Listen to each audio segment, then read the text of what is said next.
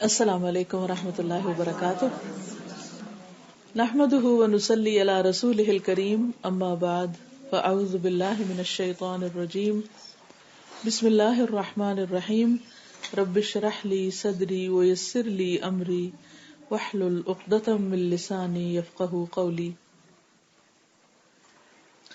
الحمدللہ شادی کا موقع بہت خوشی کا موقع ہوتا ہے، خصوصاً دونوں بچوں کے علاوہ دونوں خاندانوں کے لیے. اللہ تعالیٰ سے دعا ہے کہ اللہ تعالیٰ اس رشتے کو بہت مبارک کرے، دونوں بچوں کے لیے بھی اور آئندہ ان کی نسلوں کے لیے بھی اور دونوں خاندانوں کے لیے بھی. حقیقت یہ ہے کہ ہمارا دین اس لحاظ سے بہت مختلف ہے باقی ریلیجنز کے مقابلے میں کہ اس میں دنیا کے کام اگر اچھے طریقے سے کیے جائیں، صحیح طریقے سے کیے جائیں تو وہ بھی عبادت شمار ہوتے ہیں. عبادت صرف نماز روزہ ہی نہیں، شادی کرنا بھی عبادت ہے، نکاح بھی ایک عبادت ہے، نکاح کا بھی ایک اجر ہے. حضرت انس رضی اللہ تعالیٰ عنہ سے روایت ہے کہ نبی اکرم صلی اللہ علیہ وسلم کے چند صحابہ نے ازواج مطہرات سے نبی صلی اللہ علیہ وسلم کی خفیہ عبادت کے بارے میں پوچھا، گھر میں آپ کیسے ہوتے ہیں، کیا عبادت کرتے ہیں؟ تو انہوں نے روزانہ کی روٹین بتائی. تو انہوں نے کہا کہ وہ تو اللہ کے رسول ہیں، ہم تو عام انسان ہیں، ہم تو بڑے گناہ گار ہیں. تو ایک نے کہا کہ میں تو گوشت نہیں کھاؤں گا، دوسرے نے کہا میں بستر پہ نہیں سوؤں گا، تیسرے نے کہا میں تو شادی نہیں کروں گا، جنگلوں میں نکل جاؤں گا، صرف عبادت کروں گا.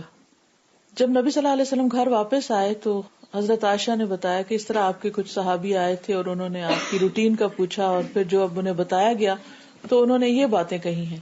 تو آپ صلی اللہ علیہ وسلم نے اس بات کو پسند نہیں کیا اور ایک خطبہ ارشاد فرمایا، اللہ تعالیٰ کی حمد و ثنا کی اور فرمایا ان لوگوں کو کیا ہو گیا ہے جنہوں نے ایسی اور ایسی باتیں کہی ہیں. میں رات کو نوافل بھی پڑھتا ہوں اور سوتا بھی ہوں، روزہ بھی رکھتا ہوں، یعنی نفلی روزہ بھی رکھتا ہوں اور چھوڑتا بھی ہوں، اور نکاح بھی کرتا ہوں. جو شخص میرے طریقے سے منہ موڑے اس کا مجھ سے کوئی تعلق نہیں. کرسچینٹی میں شادی نہ کرنا عبادت ہے، اس کو زیادہ پائس سمجھا جاتا ہے یا زیادہ نیکی کی بات سمجھی جاتی کہ کوئی شخص کہے کہ میں نے شادی نہیں کرنی اور ساری زندگی اپنے آپ کو اپنے دین کی خدمت میں مشغول کرنا ہے. اور جو لوگ شادی نہیں کرتے پھر ان کو بہت ان کے دین میں اعلیٰ مقام دیا جاتا ہے، جیسے ننز ہوتی ہیں، مونکس ہوتے ہیں، یا جو لوگ کھاتے پیتے نہیں، گھروں کو چھوڑ کے نکل جاتے ہیں، جنگلوں میں رہتے ہیں، یہ صرف عبادت ہی عبادت کرتے ہیں. لیکن دین اسلام میں اس چیز کو پسند نہیں کیا گیا. لا رہبانیت فی الاسلام، اسلام میں رہبانیت نہیں. رہبانیت کا مطلب ہے دنیا کو چھوڑ دینا.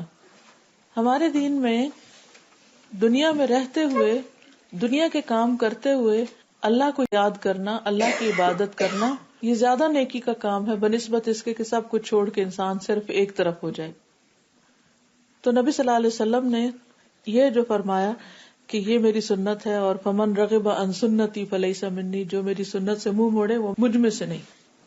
اس لیے اس بات کو انکریج کیا گیا ہے کہ جب لڑکی یا لڑکا شادی کی عمر کو پہنچ جائیں تو پھر ماں باپ ان کے نکاح کی فکر کریں اور اس معاملے میں غیر ضروری تاخیر نہ کریں.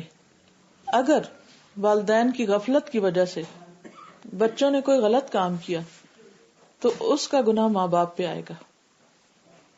ہمارے یہاں بعض اوقات بعض گھرانوں میں ایسا ہوتا ہے کہ اچھا ابھی پڑھ رہے ہیں، پھر پڑھ چکتے ہیں تو اچھا جاب کر لیں، اب اسپیشلائزیشن کر لیں، اب گھر بنا لیں، اب گاڑی ہونی چاہیے، اب زندگی کا یہ سامان ہو، کرتے کرتے کرتے بعض اوقات بہت تاخیر کر دیتے ہیں شادی میں. ایسا نہیں کرنا چاہیے. بعض اوقات ایسا بھی دیکھنے میں آیا کہ پھر بچے جو ہیں وہ جب غلط رستوں پہ چل پڑتے ہیں تو وہ شادی سے انکار کر دیتے ہیں. اس میں ماں باپ کے لیے پھر اور پریشانی ہو جاتی ہے. حضرت ابو ہریرہ کہتے ہیں کہ رسول اللہ صلی اللہ علیہ وسلم نے فرمایا، جب ایسا شخص تمہارے پاس نکاح کا پیغام بھیجے جس کے دین اور اخلاق سے تم مطمئن ہو تو اس سے اپنی بیٹی کا نکاح کر دو. اگر ایسا نہیں کرو گے تو زمین میں فتنہ اور زبردست فساد پیدا ہوگا. کیونکہ سم ٹائم ہمارا جو سٹینڈرڈ ہوتا ہے وہ اتنا ہائی ہو جاتا ہے کہ ہم اخلاق، شرافت، تعلیم، ان چیزوں سے زیادہ یہ دیکھنے لگتے ہیں کہ کس کے پاس مال کتنا ہے، اور پھر ایک کے بعد ایک رشتہ ریجیکٹ کرتے رہتے ہیں. نتیجہ یہ ہوتا ہے کہ کئی خرابیاں شروع ہو جاتی ہیں. تو اس سے بھی روکا گیا ہے، کرائیٹیریا بتا دیا گیا. ایک اور حدیث سے بھی پتہ چلتا ہے، آپ صلی اللہ علیہ وسلم نے فرمایا کہ تنکح المرأۃ لاربع، عورت سے 4 چیزوں کی وجہ سے شادی کی جاتی ہے. لمالها ولحسبها ولجمالها ولدینها فاصبر بذات الدین تربت یداک. وہ چار چیزیں کون سی؟ اس کا مال ہے، اس کا حسب نسب ہے کہ خاندان ہے، اس کا جمال ہے یعنی خوبصورتی ہے، اور اس کا دین ہے. تو ہمیں یہ کہا گیا کہ اس کے دین کی وجہ سے اس کے ساتھ شادی کرو، کیونکہ اگر کوئی لڑکی اللہ سے ڈرتی ہوگی تو غلط کام نہیں کرے گی اور اس طرح ایک اچھے خاندان کی بنیاد رکھی جائے گی. لیکن اگر دین نہیں، صرف مال کو دیکھ کے کوئی شادی کرتا ہے یا کسی کے حسن کو دیکھ کے کوئی شادی کرتا ہے یا کوئی اور وجہ ہے، تو اس سے پھر بہت بگاڑ پیدا ہوتا ہے اور آئندہ خاندان اور نسلیں جو ہیں اس میں فساد شروع ہو جاتا ہے. کیونکہ شادی جو ہے وہ صرف ایک وقتی ہنگامے کا نام نہیں یا چند دن کے کوئی اچھے سے کپڑے اور سیر و تفریح کرنے کا نام نہیں، بلکہ یہ ایک بہت بڑی ذمہ داری ہے جو لڑکے اور لڑکی کے اوپر آتی ہے کہ انہوں نے ایک نیا گھر بنانا ہوتا ہے. اور گھر بنانے کے لیے بہت سی سیکریفائسز بھی کرنی پڑتی ہیں، صبر سے کام لینا پڑتا ہے، اور جو دونوں کی ذمہ داریاں ہیں ان کو جان کر ان کو نبھانے کا طریقہ بھی معلوم کرنا پڑتا ہے. کیونکہ بعض اوقات بچے دنیا کی اور تعلیم میں بہت آگے ہوتے ہیں، پڑھتے رہتے ہیں، لیکن انہوں نے کبھی بھی زندگی گزارنے کا سلیقہ نہیں سیکھا ہوتا کہ معاملات کس طرح کرتے ہیں، ریلیشن شپ کیسے ہونے چاہیے، دوسروں کے ساتھ کس قسم کا رکھ رکھاؤ ہونا چاہیے، شوہر کے کیا حقوق ہیں، یہ شوہر کو نہیں پتا ہوتا، بیوی کے کیا حقوق ہیں. نتیجہ کیا ہوتا ہے کہ شادی کے چند دن پہلے تو ادھر ادھر کی خوشیوں میں گزر جاتے ہیں، لیکن جب پھر حقیقت سامنے آنے لگتی ہے اور زندگی کے مسائل سامنے آتے ہیں تو بہت دفعہ دونوں میں آپس میں بہت ٹکراؤ بھی ہونے لگتا ہے. تو اس لیے بہت ضروری ہے کہ ایسی لڑکی کا انتخاب کیا جائے جس کے اندر دین کی سمجھ. اچھا، دین کی سمجھ سے مراد ہمارے ہاں کیا ہوتا ہے کہ شاید کوئی خاص قسم کا کوئی عالمہ کا کورس کیا ہو تو تبھی دین کی سمجھ ہوتی. دین کی سمجھ سے مراد دو تین چیزیں ہیں. ایک تو یہ ہے کہ اس کے اندر ایمان اور تقوی، خدا کا ڈر ہو. جس بندے کے اندر خدا کا خوف ہوتا ہے وہ غلط بیانی نہیں کرتا، جھوٹ نہیں بولتا. جس کے اندر اللہ کا ڈر ہوتا ہے وہ کسی کے ساتھ ظلم نہیں کرتا، زیادتی نہیں کرتا، کسی کا حق نہیں مارتا، وہ دوسرے کا حق دیتا ہے، وہ دوسرے کے لیے سیکریفائس کر سکتا ہے اپنی خوشی کو دوسرے کی خوشی کے لیے، کیونکہ اس کو یہ ہوتا ہے کہ مجھے اللہ سے ریوارڈ لینا ہے. اور اس طریقے سے زندگی بہتر طریقے پر گزرتی ہے. اس کے برعکس جس شخص کو خدا کا خوف نہ ہو تو پھر وہ ہر قسم کا دھوکہ بھی دے سکتا ہے اور ظلم اور زیادتی بھی کر سکتا ہے. تو یہی کرائیٹیریا عورت کے لیے ہے اور یہی مرد کے لیے کہ کسی کے صرف ظاہری شان و شوکت کو دیکھ کے شادی نہیں کرو، بلکہ دین کو دیکھ کے اور اخلاق کو دیکھ کے. تو ایمان اور تقوی کے علاوہ دوسری چیز دینداری میں کیا آتی ہے کہ اخلاق اور معاملات کس طرح کے ہیں. کیونکہ کسی بھی انسان کی پہچان اس کے معاملے سے ہوتی ہے کہ جب اس کی ڈیلنگ ہوتی ہے کسی کے ساتھ تو اس وقت وہ کتنا فیئر ہوتا ہے، وہ دوسرے کے حقوق کا کتنا خیال کرتا ہے. اور تیسری چیز یہ ہے کہ انسان کی جو زبان ہے، یعنی ڈیلنگ کے علاوہ جو زبان کا استعمال ہے وہ بہت محتاط ہونا چاہیے. بہت سی خرابیاں، بہت سے فتنے فساد صرف زبان کی وجہ سے شروع ہوتے ہیں. اس میں غلط باتیں بھی ہوتی ہیں، اس میں حرام باتیں بھی ہوتی ہیں، اس میں ہر طرح کی چیزیں آتی ہیں. دوسرے کے ساتھ بد لحاظی، بد اخلاقی، بدتمیزی، یہ ساری چیزیں عموماً زبان سے ہی ہوتی ہیں. یا پھر غیبت، چغلی، ادھر کی بات ادھر لگانا. تو جس شخص کے اندر دین کی سمجھ ہوگی اس کو حلال حرام پتا ہوگا اور دین کی روح بھی اندر ہو. کیونکہ ہم بعض اوقات اوپر سے تو بہت دین ہوتا ہے مگر روح نہیں ہوتی، اس کی اسپرٹ نہیں ہوتی. تو ایسا شخص جو ہے وہ دوسرے کے لیے ایک نعمت ثابت ہوتا ہے. کیونکہ مومن کی پہچان کیا بتائے گی کہ جس کے ہاتھ اور زبان سے دوسرے کو تکلیف نہ پہنچے، یہ ہے دیندار ہونا. مومن کی پہچان کیا بتائے گی کہ جو سب سے زیادہ دوسروں کو فائدہ پہنچانے والا ہو. ایک اور جگہ پر مومن کس کو کہا گیا کہ جو دوسرے کے لیے وہ پسند کرے جو اپنے لیے کرتا ہے. اب جب آپ دوسرے کے لیے وہ پسند کریں جو اپنے لیے کر رہے ہیں تو اس سے تعلقات کتنے اچھے ہوں گے. اب آپ دیکھیے کہ انسان ہر ایک کے لیے صرف اس وقت خیر خواہ ہو سکتا ہے جب کسی بھی سچویشن میں دوسرے کی جگہ خود کو رکھ لے. مثلا کوئی شخص بیمار ہے اور آپ کا دل نہیں چاہ رہا کہ آپ اس کو لک آفٹر کریں، لیکن جب آپ اپنے آپ کو اس کی جگہ رکھیں گے کہ اچھا اگر میں یہاں ہوں تو میں کیا چاہوں اپنے لیے، تو آپ کو فوراً سچویشن سمجھ آئے گی کہ نہیں، مجھے اپنے لیے تو یہ نہیں پسند ہوگا کہ کوئی میری کیئر نہ کرے. پھر اسی طرح اگر کوئی بھوکا ہے ہمارے سامنے اور ہم سے کچھ چاہتا ہے اور ہم منہ موڑ رہے ہیں کہ ہم ہی کیوں کھلائیں، تو اگر ہم اپنے آپ کو اس کی جگہ رکھ لیں گے کہ جب مجھے بھوک لگتی تو میرا کیا حال ہوتا ہے، تو ہمارے لیے کھلانا آسان ہو جائے گا. اسی طرح اگر ہمیں سردی لگ رہی ہے تو ہم دوسرے کی سردی کو زیادہ اچھی طرح محسوس کر سکتے، ساری چیزوں میں. تو مومن کی پہچان ہمارے دین میں یہ بتائی گئی ہے کہ جو دوسرے کے لیے وہی پسند کرتا ہے جو اپنے لیے پسند کرتا ہے. تو شوہر بیوی بھی اگر ایک دوسرے کے لیے اسی طرح کا معاملہ کریں کہ بیوی شوہر کے لیے وہی پسند کرے جو اپنے لیے کرتی اور شوہر بیوی کے لیے وہی چاہے جو وہ اپنے لیے چاہتا ہے. لیکن عام طور پہ کیا ہوتا ہے کہ ہر ایک اپنا حق تو مانگتا ہے، ہر ایک اس کی کھینچا تانی کرتا ہے کہ مجھے کچھ مل جائے، لیکن دینے کو تیار نہیں ہوتا. جبکہ فطرت کا ایک اصول ہے کہ گیو اینڈ ٹیک، جب آپ دیں گے تو آپ کو ملے گا. پھر اسی طرح یہ کہ نبی صلی اللہ علیہ وسلم نے نوجوانوں کو خاص طور پر حکم دیا تھا کہ یا معاشر الشباب من استطاع منکم الباءۃ فلیتزوج فانہ اغض للبصر واحسن للفرج ومن لم يستطع فعلیہ بالصوم فانہ لہ وجاء. عبداللہ کہتے ہیں کہ رسول اللہ صلی اللہ علیہ وسلم نے فرمایا، اے جوان لوگو، یوتھ کو، کہ تم میں سے جو استطاعت رکھتا ہو وہ نکاح کر لے، اس لیے کہ نکاح آنکھوں کو نیچا رکھتا ہے، یعنی آنکھوں کی حفاظت کرتا ہے، شرمگاہ کو بچاتا ہے، یعنی زنا سے محفوظ رکھتا ہے. اور جو شخص طاقت نہ رکھے، یعنی شادی نہیں کر سکتا ابھی، کسی بھی کوئی بھی ریزن ہے، تو وہ روزہ رکھے، یعنی حرام میں نہ پڑے. یہ نہ کہے کہ اچھا ہماری شادی نہیں ہوئی تو پھر ہم کیا کریں، ہم بھی تو انسان ہیں، ہماری بھی خواہشات ہیں، اور یہ بہانہ کر کے انسان حرام کام شروع کر دے، اس کی اجازت نہیں. بلکہ اس کے برعکس کیا کرے کہ روزہ رکھے، جو اس کی خواہش نفس کو پھر ختم کر دے گا، یعنی اس سے کٹ ڈاؤن ہو جائیں گی.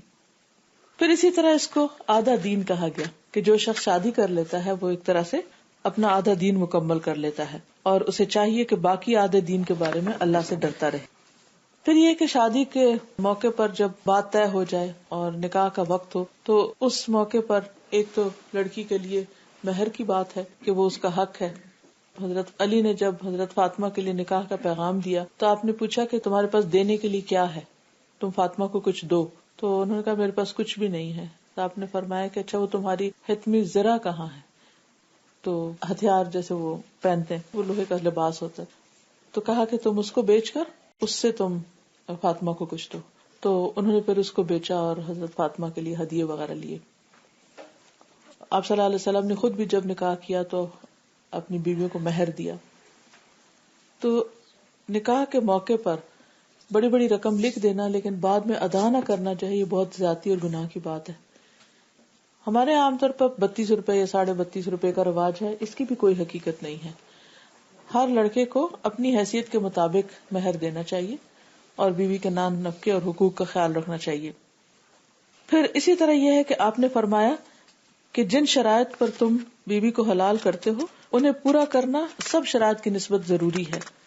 پھر اسی طرح آپ صلی اللہ علیہ وسلم نے یہ بھی فرمایا کہ جس نے دھوکہ دیا وہ ہم میں سے نہیں.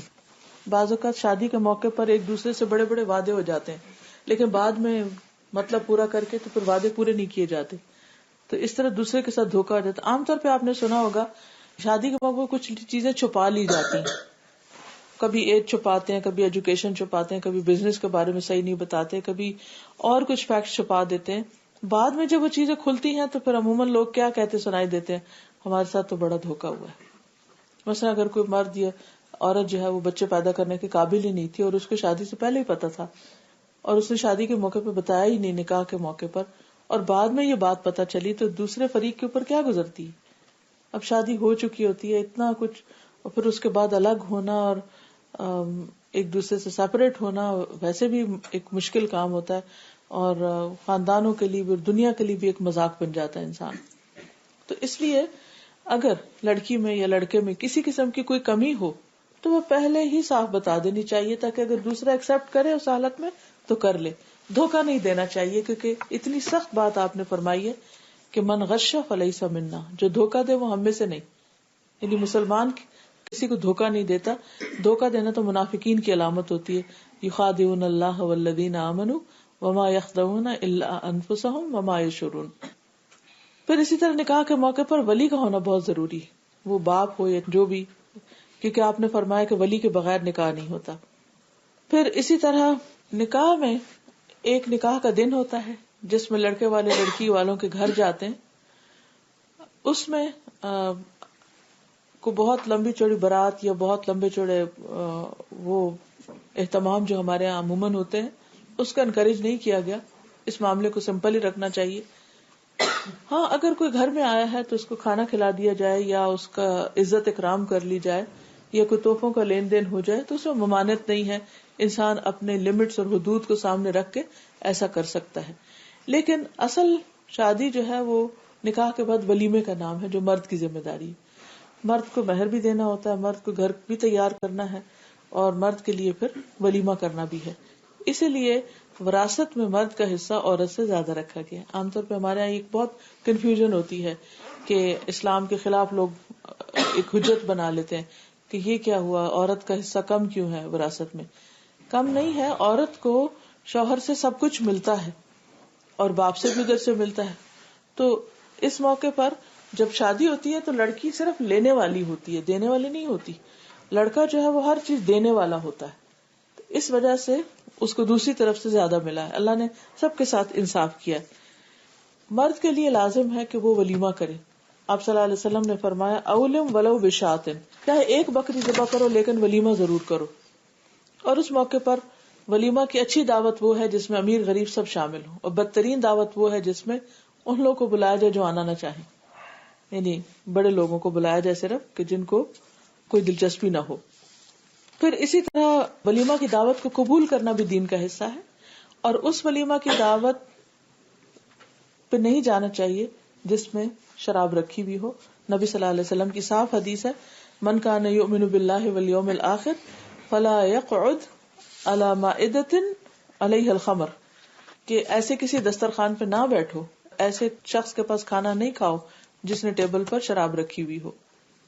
پھر یہ ہے کہ شادی کے موقع پر بعض اوقات ایسی شرائط رکھ لی جاتی ہیں کہ جو انسان پورا نہیں کر سکتا. ایسا کچھ دن پہلے کسی خاتون نے مجھے فون کیا کہ میرے شوہر نے جب نکاح کے موقع پر مہر دینا تھا تو میں نے یہ کہا تھا کہ آپ مجھے حج کرا دیں, اور انہوں نے لکھ دیا کہ ہاں میں حج کراؤں گا. یہ کہتی کہ 5-6 سال ہو گئے ہیں, پیسے بھی ہیں ان کے پاس لیکن مجھے حج نہیں کرا رہے. تو میں نے کہا آپ ان سے اتنے پیسے لے لیں, نہیں اگر وہ لے جا سکتے تو وہ کہنے لگی کہ نہیں یہ تو اس کی شرائط میں سے تھا. تو بعض اوقات ہم ایسی شرائط رکھ دیتے ہیں کہ جو بعض اوقات کسی خاص وجہ سے پوری نہیں ہو سکتی, کیونکہ حج پہ جانے کے لیے صرف پیسہ تو نہیں چاہیے, اس کے علاوہ بھی کچھ چیزیں ہوتی ہیں. تو اب وہ دونوں کے درمیان کچھ انبن سی ہو رہی ہے. اب وہ یہ پوچھ رہی تھی کہ اگر انہوں نے مجھے حج نہیں کرایا اور میں طلاق لے لیتی ہوں تو یہ مجھے کیسے کرا سکتے ہیں حج. اب ویسے تو مہر دے دیتے نا, پیسہ وغیرہ ہو تو وہ تو آپ دے سکتے ہیں دوسرے کو, تو پہلے میں حج کروں یا پہلے طلاق لوں. اب عجیب سا مسئلہ تھا. تو میں نے کہا کہ آپ اس کے بس پیسے لے لیں, اور آپ کسی کہتے نہیں میں کیسے پیسے لے لوں, کیونکہ میرے ساتھ کون جائے گا, اس کے پیسے کہاں سے آئیں گے, میرا حج تو پھر رہ جائے گا. تو یہ ہے کہ یعنی انسان مہر رکھے لیکن ایسی شرائط نہ رکھے کہ جو دوسرا پورا نہ کر سکے. اچھا بعض اوقات کیا شرط رکھ دیتے ہیں, یہ لڑکا لڑکی کو ہائر ایجوکیشن کرائے گا مثلا. اب لڑکی شادی ہوئی, پریگنینسی ہوئی, بیمار ہو گئی, ایک بچہ, دوسرا بچہ, تیسرا بچہ, پڑھائی بیچ میں رہ گئی. کئی بچیوں کے ساتھ ایسا ہوتا ہے. اب اس میں بعض اوقات تعلقات خراب ہونے لگتے ہیں. تم نے وعدہ کیا تھا کہ ہماری بیٹی کو پڑھاؤ گے, ہم نے اس وجہ سے تمہارے ساتھ شادی کی تھی اور تم اپنے وعدے کے خلاف ہو گئے. تو میں سمجھتی ہوں کہ جب بھی انسان شادی کے موقع پر ایک دوسرے سے لین دین کرے یا وعدے وعید کرے, وہ ریئلسٹک ہونے چاہیے. ایسی چیزوں کی ایکسپیکٹیشن نہ رکھے کہ جو اگلا شخص پورا نہ کر سکے, کیونکہ اس کا نقصان پھر یہ ہوتا ہے کہ تعلقات خراب ہو جاتے ہیں, آپس میں بدمزگیاں پیدا ہو جاتی ہیں, دل پھٹ جاتے ہیں, ایک دوسرے کا لحاظ نہیں رہتا. پھر اسی طرح یہ ہے کہ کچھ چیزوں سے نکاح میں منع بھی کیا گیا ہے, اور وہ یہ کہ جب ایک شخص نکاح کا پیغام بھیجے تو دوسرا اس کے اوپر نہ بھیجے. یعنی اگر کسی کی منگنی ہوئی بھی ہے تو اس کو نکاح کا پیغام نہ دیا جائے. پھر اسی طرح یہ کہ اگر احرام کی حالت میں انسان پھر بھی نکاح نہیں کرنا چاہیے. ادروائز کوئی ایسی رکاوٹ نہیں کہ کسی سال کے کسی خاص دن یا مہینے میں نکاح نہ کیا جائے. بعض لوگ کہتے ہیں محرم میں نہ کرے, کچھ کہتے ہیں سفر میں نہ کرے, کوئی اور کچھ مہینہ بتاتے ہیں. یہ سارے من گھڑت باتیں. کوئی مہینہ اور کوئی دن منحوس نہیں ہے. نحوست انسان کے اپنے گلے میں ہوتی ہے جو اس کے اپنے اعمال کی وجہ سے ہوتی. کل انسان الزمناہ طائرہ فی عنقہ, ہر انسان کی نحوست ہم نے اس کے گلے میں لٹکا رکھی ہے.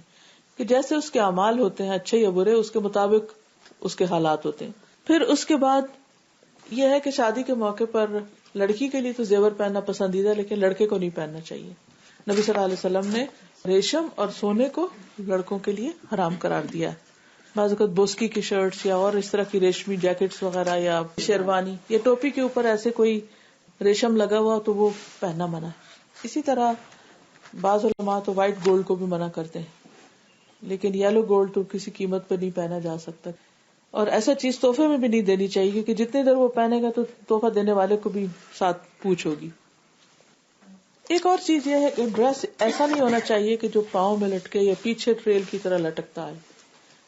مردوں کو خاص طور پر ازار لٹکانے سے منع کیا گیا کہ کوئی بھی ایسا ڈریس پہن کے کہ جو زمین پہ گھسٹتا چلا ہے. ایک روایت میں آتا ہے کہ ایک شخص وہ چادر پہن کے اترا رہا تھا کہ اللہ تعالیٰ نے اس کو زمین میں دھسا دیا اور وہ دھستا چلا جائے گا. اب سوچیے کہ زمین کے نیچے کیا ہے. اگر آپ ایک ایپل کی طرح لیں تو زمین کے اوپر کا کرسٹ تو ایپل کے چھلکے کی طرح ہے اور اندر تو آگ اور لاوا بھرا ہوا ہے. تو اللہ تعالیٰ کو تکبر سخت ناپسند ہے. بعض اوقات ایسے ڈریسز پہن لیے جاتے ہیں کہ جو پورے کے پورے زمین کے اوپر ہی لٹک رہے ہوتے ہیں، اور اس سے مراد بھی ایک فخر جتانا ہوتا ہے کہ ہم زیادہ کپڑا افورڈ کر سکتے ہیں، تو اس سے منع کیا گیا. پھر اسی طرح لڑکیوں کے لیے زیب و زینت کے ساتھ مردوں کے سامنے نہیں جانا چاہیے، جیسے میک اپ وغیرہ کیا ہو، شادی کے دن زیور پہنے ہو، تو پھر مووی میکر کو بلا کے ساری عورت کی زینت جو ہے دوسرے مردوں کو نہیں دیکھنی چاہیے، کیونکہ یہ بھی ناپسندیدہ چیز ہے. پھر لڑکوں کو لڑکیوں کی طرح یا لڑکیوں کو لڑکوں کی طرح کے ڈریسز نہیں پہننے چاہیے، یا ہیئر کٹ یا اپنے کسی بھی سٹائل کے اندر لڑکی کو مردانہ پن لانے کی کوشش نہیں کرنی چاہیے، اور اسی طرح وائس ورثہ مرد کو بھی عورت بننے کی کوشش نہیں کرنی چاہیے. اب بعض اوقات یہ ہوتا ہے کہ لڑکے بھی اب بیوٹی پارلر جانے لگے ہیں، میک اپ وغیرہ ہوتا ہے شادی کے موقع پر، لیکن اس میں ایک حد ایسی ہو، ٹھیک ہے صاف ستھرا ہونا، زینت اختیار کرنا، اس میں منع نہیں کیا گیا، لیکن حد ایسی ہو کہ جس سے مرد جو ہے وہ عورت نہ لگے یا لڑکیوں والی حرکتیں نہ کرے. پھر اسی طرح شادی کے موقع پر دف بجا سکتے ہیں. دف جو ہوتا ہے وہ ایک ون سائڈڈ ہوتا ہے، جیسے یہ سمجھے کہ پلیٹ ہے، لیکن ڈھول دو سائڈ سے جو بجایا جاتا ہے اس سے منع کیا گیا. اور اس میں خصوصاً اعلان جو شادی کا کرنا ہوتا ہے وہ دافی کے ذریعے کیا جاتا ہے، یعنی خوشی کے موقع پر خوشی کا اظہار کرنا پسندیدہ ہے. پھر یہ ہے کہ باقی بھی کچھ چیزیں ہیں جو لڑکی اور لڑکے کو ایک دوسرے کے بارے میں ذمہ داریوں کا پتہ ہونا چاہیے. کچھ چیزیں شوہر سے متعلق ہیں، کچھ بیوی سے متعلق ہیں. نبی صلی اللہ علیہ وسلم نے اچھے شوہر کی جو پہچان بتائی ہے وہ یہ ہے کہ تم میں سے بہترین شخص وہ ہے جو اپنے گھر والوں کے لیے اچھا ہو، اپنے اہل و عیال کے لیے اچھا ہو، اور میں تم سب میں اپنے اہل و عیال کے لیے سب سے اچھا ہوں. جب تمہارا کوئی ساتھی فوت ہو جائے تو اس کی بری باتیں کرنا چھوڑ دو، یعنی مردوں کے بارے میں بری باتیں نہ کہو، وہ اپنے انجام کو پہنچ گئے. لیکن یہاں جس چیز کا ذکر ہے خاص طور پر وہ کیا ہے کہ اچھا مرد وہ ہے جو اپنے گھر والوں کے لیے اچھا ہے. بعض اوقات ایسا ہوتا ہے کہ مرد حضرات یا لڑکے باہر اپنے دوستوں کے ساتھ اور سب دنیا کے ساتھ بہت اچھے ہوتے ہیں، بہت پولائٹ، بہت فرینڈلی، لیکن جو ہی بیوی سے بات کرنے لگتے ہیں تو کوئی عزت نہیں، کوئی احترام نہیں، کچھ نہیں. تو اس چیز سے بچنا چاہیے. نبی صلی اللہ علیہ وسلم نے فرمایا خیرکم خیرکم للنساء، تم میں سب سے اچھا وہ ہے جو عورتوں کے حق میں اچھا ہے. یعنی ایک نوبل مین جو ہوتا ہے وہ عورت کی عزت کرتا ہے. حضرت عائشہ کہتی ہے کہ نبی صلی اللہ علیہ وسلم نے کبھی کسی خادم یا عورت کو نہیں مارا تھا. پھر اسی طرح یہ ہے کہ شوہر کو بیوی کے جذبات کا خیال رکھنا چاہیے. حضرت عائشہ کہتی ہیں کہ میں شادی کے بعد بھی اپنی گڑیوں سے کھیلتی تھی.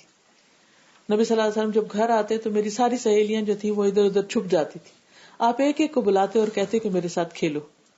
اور پھر حضرت عائشہ نے گڑیوں کو سجا کے بھی رکھا ہوا تھا تو ایک گھوڑا جس کے پر تھے، تو آپ نے فرمایا کہ عائشہ یہ پر کہاں سے آئے؟ تو ان کا کہ یہ گھوڑا ہے، اور حضرت سلیمان علیہ السلام کے گھوڑوں کے پر بھی تھے کیونکہ وہ اڑتے تھے نا، قرآن مجید میں جیسے ان کے سفر کا ذکر آتا ہے.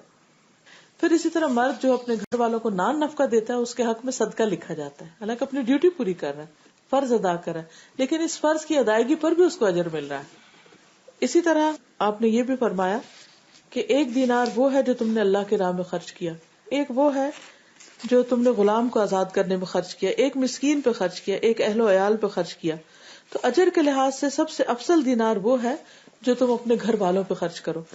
بعض مرد حضرات باہر تو ہر طرح کا صدقہ کرتے ہیں، ماں باپ کو بھی دیتے ہیں، بہن بھائیوں کو بھی خوب دیتے ہیں، سڑک پر بھی جو کوئی غریب جا رہا ہے اس کو دیتے، لیکن بیوی اگر کچھ مانگ لے تو اس کو نہیں دیتے. یہ بہت ہی ایک غلط رویہ ہے، ایسا نہیں کرنا چاہیے. بیوی کا بھی حق ہے اور یہ مرد کی ذمہ ہے. عورت پہ کمانے کی ذمہ داری نہیں ہے، یہ ذمہ داری مرد ہی کی ہے. اور مرد کو انکریج کیا گیا کہ اگر تم بیوی پر خرچ کرو گے تو تمہیں ثواب ملے گا. اسی طرح بیوی کی بھی کچھ ذمہ داریاں بنتی ہیں، اور ان میں سب سے پہلی بات یہ ہے کہ آپ صلی اللہ علیہ وسلم نے یہ فرمایا کہ الدنیا متاع وخیر متاع الدنیا المرأۃ الصالحہ. دنیا فائدہ اٹھانے کی چیز ہے اور سب سے بہترین چیز دنیا کی بہترین متاع نیک عورت ہے. اچھی عورت جو ہے، نیک اخلاق والی عورت جو ہے، وہ دنیا کی سب سے بہترین چیز ہے. آپ نے فرمایا کہ انسان کی خوش قسمتی کی علامتیں 4 ہیں: نیک بیوی، کھلا گھر، اچھا پڑوسی اور اچھی سواری. یعنی ایسی گاڑی نہیں کہ تھوڑی دیر کے بعد بریکیں بند ہو رہی ہوں. تو اسی طرح یہ ہے کہ اگر کسی کی بیوی اچھی ہے تو وہ شخص حقیقت میں بہت خوش قسمت ہے. بیوی کے اوپر کچھ اور ذمہ داریاں بھی آتی ہیں جن میں اس کی اطاعت ہے. قرآن مجید میں اللہ تعالیٰ فرماتے ہیں فالصالحات قانتات، نیک عورتیں جو ہیں وہ فرما بردار ہوتی ہیں، شوہر کی بات مانتی ہیں. دوسری بات یہ حافظات للغیب بما حافظ اللہ، جس چیز کی حفاظت کا اللہ نے ذمہ لیا اس کی حفاظت کرتی ہیں.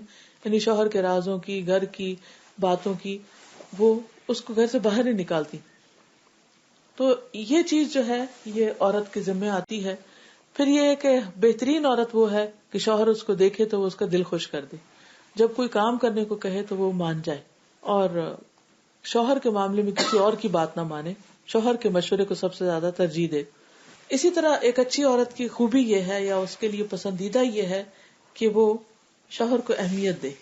کیونکہ بعض اوقات شوہر کی محبت کو یا وہ ہم پہ جو خرچ کرتا ہے یا جو ہمیں دیتا ہے اس کو فار گرانٹیڈ لیتے ہیں، سو بٹ سبھی کرتے ہیں، یہ بھی کر رہے ہیں، لیکن اس پر بھی اس کا شکر گزار ہونا چاہیے. اسی طرح شوہر کے ذمہ کیا ہے کہ بیوی اگر کوئی کام کرتی ہے، مثلا گھر کی صفائی کر رہی ہے یا کھانا اچھا پکایا ہے یا اچھا پہنا ہے، تو اس پر بھی تعریف کرے، کیونکہ اس سے باہمی تعلقات ایک دوسرے کے ساتھ اچھے ہوتے ہیں. تو اللہ تعالیٰ سے دعا ہے کہ اللہ تعالیٰ ہمیں عمل کی توفیق عطا فرمائے. وآخر دعوانا الحمد للہ رب العالمین. سبحان اللہ والحمد للہ ولا الہ الا اللہ واللہ اکبر ولا حول ولا قوة الا باللہ العلی العظیم. اللہم صلی علی محمد وعلی آل محمد کما صلیت علی ابراہیم وعلی آل ابراہیم انک حمید مجید. اللہم بارک علی محمد وعلی آل محمد کما بارکت علی ابراہیم وعلی آل ابراہیم انک حمید مجید. ربنا آتنا فی الدنیا حسنۃ وفی الآخرۃ حسنۃ وقنا عذاب النار. ربنا لا تزغ قلوبنا بعد اذ ہدیتنا وہب لنا من لدنک رحمۃ انک انت الوہاب. ربنا هب لنا من ازواجنا وذریاتنا قرۃ اعین واجعلنا للمتقین اماما. یا حی یا قیوم برحمتک نستغیث. اللہم انا نسألک العافیۃ فی الدنیا والآخرہ. اللہم انا نسألک العفو والعافیۃ فی دیننا ودنیانا واہلنا ومالنا. اللہم استر عوراتنا وآمن روعاتنا. اللہم احفظنا من بین ایدینا ومن خلفنا وعن ایماننا وعن شمائلنا ونعوذ بعظمتک ان نغتال من تحتنا. لا الہ الا انت سبحانک انی کنت من الظالمین. لا الہ الا اللہ وحدہ لا شریک لہ لہ الملک ولہ الحمد وہو علی کل شیء قدیر. یا اللہ پاک جو کچھ ہم نے پڑھا ہے سنا ہے ہمیں اس کے بہترین حصے پر عمل کی توفیق عطا فرما. یا اللہ تو ہمارے گناہوں کو معاف فرما دے. یا رب العالمین ہمارے گھروں میں سکون پیدا کر دے، ہمیں خوشیاں عطا فرما، ہر طرح کے مسائل، مشکلات اور مصائب اور آزمائشوں سے نکال. یا اللہ ہمارے بچوں کو صحت عطا فرما. یا اللہ جن کی شادی ہو رہی ہے ان کو بہترین خوشی عطا فرما. یا اللہ انہیں ہر مصیبت سے محفوظ رکھنا، صالح اولاد عطا فرمانا، اس گھر پر اپنی خیر و برکت نازل فرما. یا اللہ جتنے بھی دکھی لوگ ہیں، پریشان لوگ ہیں، ان کی پریشانی دور فرما. یا اللہ ہر مشکل کا حل تیرے پاس ہے، تیرے ہاتھ میں ہے، تیرے لیے بس صرف کن کہنا ہے. اللہ تیرے نزدیک بڑے سے بڑا کام بھی کچھ بڑا نہیں، سب کچھ حقیر ہے تیرے سامنے. یا رب تو ہم سب کی مشکلات کو آسان کر دے، بیماروں کو صحت عطا فرما، ہماری اولادوں کو ہماری آنکھوں کی ٹھنڈک بنا. یا رب العالمین اس گھر پر اپنی خیر و برکت نازل فرما، جتنے لوگ آئے ہیں ان کا آنا قبول فرما، اور جس بچی کی شادی ہے اس کو نیک نصیب فرما، اچھی قسمت عطا فرما. ربنا تقبل منا انك انت السميع العليم وتب علينا انك انت التواب الرحيم. وصلى الله تعالى على خير خلقه محمد وعلى آله واصحابه واهل بيته اجمعين برحمتك يا ارحم الراحمين. الہی آمین. سبحانك اللهم وبحمدك نشهد ان لا اله الا انت نستغفرك ونتوب اليك.